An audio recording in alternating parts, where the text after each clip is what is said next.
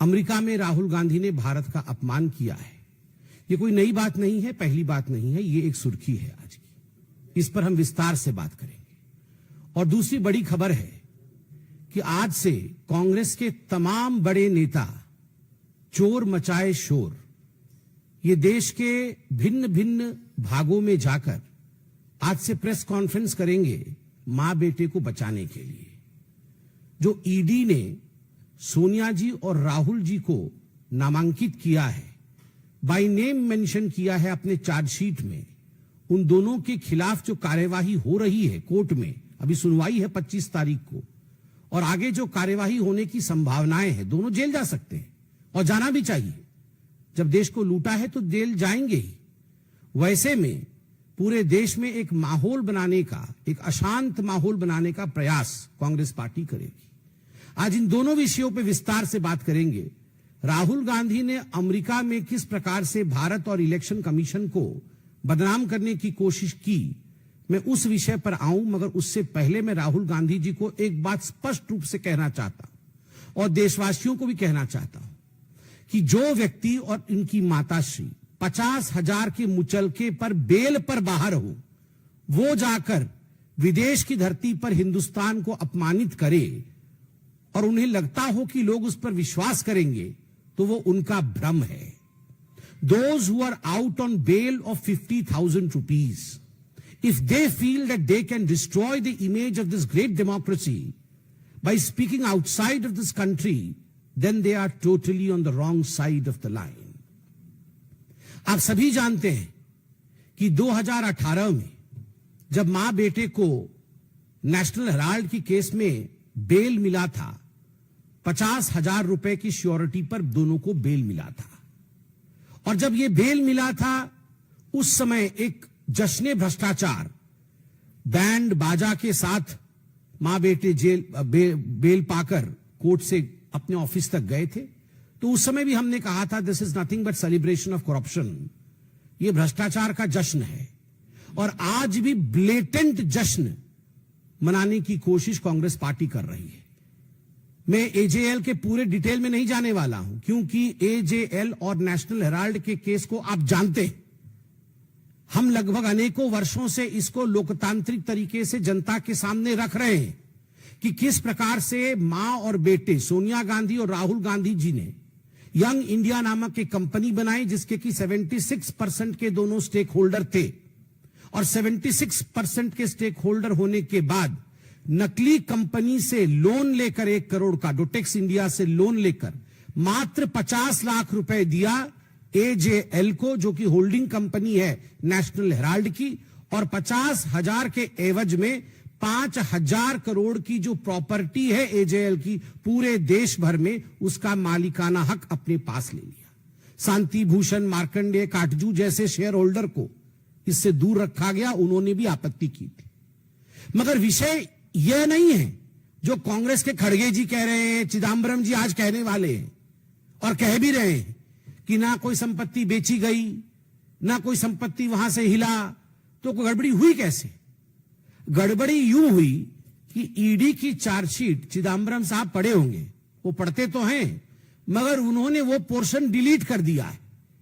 ED ने बहुत स्पष्ट रूप से कहा है कि ये जो प्रॉपर्टी है एजेएल की, चाहे वो बहादुर शाह जफर मार्ग पर हेराल्ड बिल्डिंग हो, चाहे वो लखनऊ में उनकी प्राइम लोकेशन पे प्रॉपर्टी हो, चाहे वो भोपाल में उनकी प्रॉपर्टी हो। कल माननीय अध्यक्ष जी हमारे आदरणीय जेपी नड्डा जी बहुत ही ल्यूसिड एंड सुंदर तरीके से हिमाचल प्रदेश में किस प्रकार से धांधलेबाजी चल रही है नेशनल हेराल्ड की, उस विषय को हिमाचल प्रदेश की भूमि पर ही रखा, चाहे हिमाचल प्रदेश की प्रॉपर्टी हो।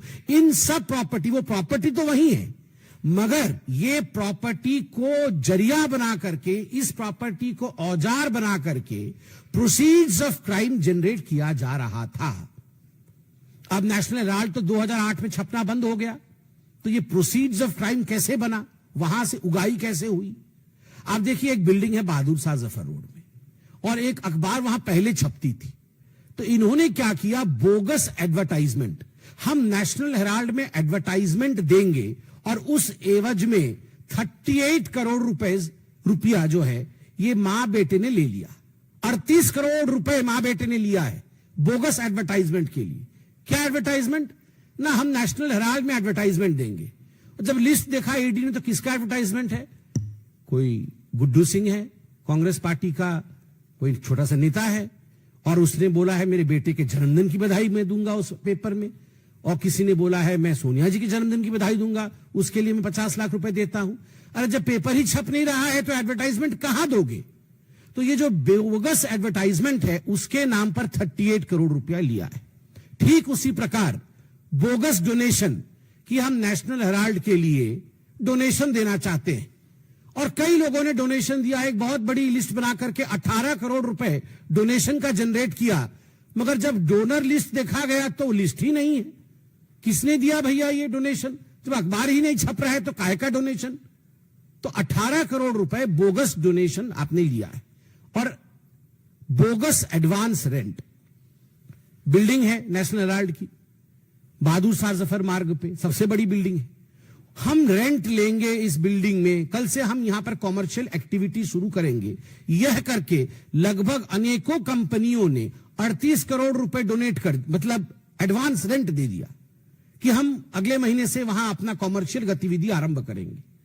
मगर किसी प्रकार का कॉमर्शियल गतिविधि वहां नहीं है। जब चेकिंग किया गया तो ये जो 18 करोड़ रुपए का बोगस डोनेशन है, ये जो एडवांस रेंट है 38 करोड़ रुपए का, और जो 29 करोड़ का बोगस एडवर्टाइजमेंट है, ये सारे पैसे कहां गए? कुल मिलाकर के ईडी कहती है ये प्रोसीड ऑफ क्राइम्स जो है ये 988 करोड़ का है।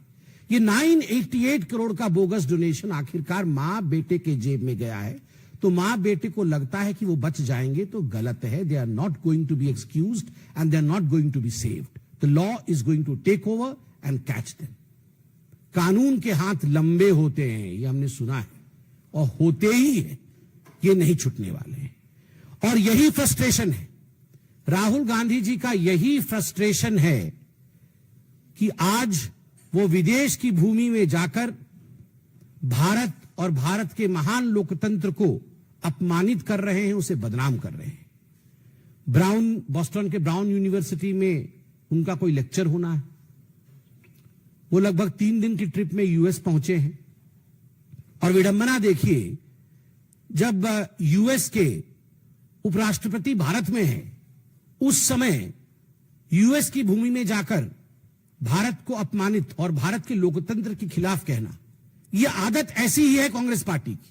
आप याद करिए, जब कॉमनवेल्थ हो रहा था उस समय भी यूएस में जाकर, और उस समय भारत में भारत के खिलाफ राहुल गांधी और उनकी तमाम जो उनके नेतागण हैं वो कह रहे थे। राहुल जी अमेरिका में जाके इलेक्शन कमीशन को कॉम्प्रोमाइज्ड बताते हैं। वो कहते हैं कि महाराष्ट्र के चुनाव में जिस प्रकार का मतदान हुआ वो एक तरह से फर्जीवाड़ा था। महाराष्ट्र में भारतीय जनता पार्टी को और उनके अलाइज को जीतना नहीं था, और कहीं ना कहीं इलेक्शन कमीशन ने हमारे साथ समझौता किया। मैं राहुल जी से पूछना चाहता हूं, राहुल जी झारखंड भी तो उसी समय चुनाव हुआ था, क्या आपने इलेक्शन कमीशन के साथ झारखंड में समझौता किया था? आप एक बार सोरेन जी से पूछिए, क्या उन्होंने समझौता किया था इलेक्शन कमीशन से? प्रियंका वाड्रा उसी चुनाव में जो बाई इलेक्शन हुए थे, उसी समय उसी कालखंड में जो बाई इलेक्शन हुए थे, उस बाई इलेक्शन में वो जीत के सदन में आई पैलेस्टाइन का बैग टांग करके। आप बताइए, क्या प्रियंका वाड्रा ने रॉबर्ट वाड्रा की मध्यस्थता से इलेक्शन कमीशन के साथ कोई कॉम्प्रोमाइज किया तभी उसकी जीत हुई, या वो अपने मेहनत पर जीत कर आई?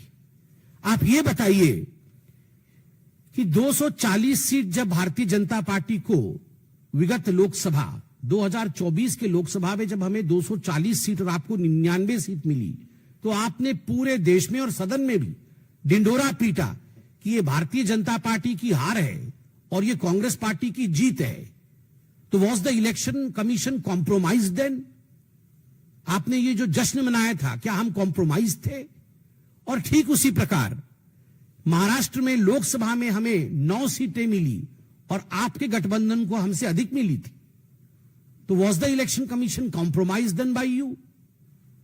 केवल इतना ही नहीं, आपने सामने बैठा करके सदन में अयोध्या सीट हम हार गए, इस प्रकार से आपने पूरा सेलिब्रेशन किया, क्या इसके पीछे आपका किसी प्रकार का कॉम्प्रोमाइज था इलेक्शन कमीशन के साथ? किस प्रकार से यह संभव हुआ? क्योंकि भारत में आज फ्री एंड फेयर इलेक्शन होता है, भारत में आज सजीव लोकतंत्र है, इसी कारण यह संभव हुआ। विदेश की भूमि में जाकर भारत पर इस प्रकार हमले कर